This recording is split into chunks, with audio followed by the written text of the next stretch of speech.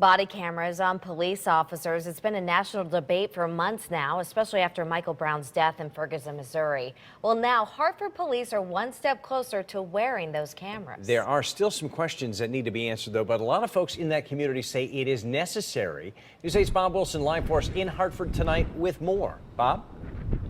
You know, Ferguson may have brought it to the forefront, but Hartford police have been testing body cameras. They're just little cameras that can go clip on the uniform or the hat, and it can see what the officer sees. They've been using those since before Ferguson, and they say they've been using 40 cameras and the data is in, and they like what they see.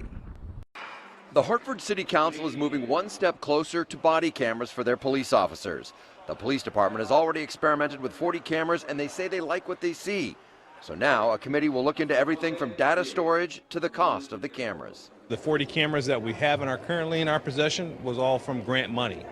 So obviously what we're planning to do is apply for some federal grants and then talk to the police department and its union and its representatives about the best way to move forward. Now, while City Council did move it forward into a committee to examine it and look at the cameras much closer, they say it is not the end-all and be-all because it only shows one snapshot in time, and there are other circumstances around it the camera might not have captured. However, they say it's better to have that kind of record than only eyewitness testimony. 96% of the time, the camera exonerates the officer.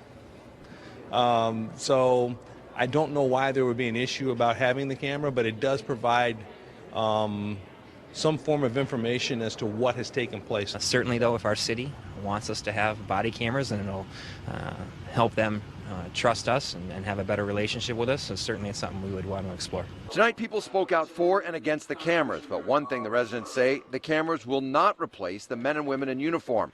It will only help them do their job. I have seen a whole different outlook on what it is to work hand in hand with officers, and having officers who are committed to your neighborhood and knows the people and try to do the right thing. Now, one thing we heard over and over in the meeting, cost. What's it going to cost? Well, they're still looking at that. They can get federal aid, federal grants for that.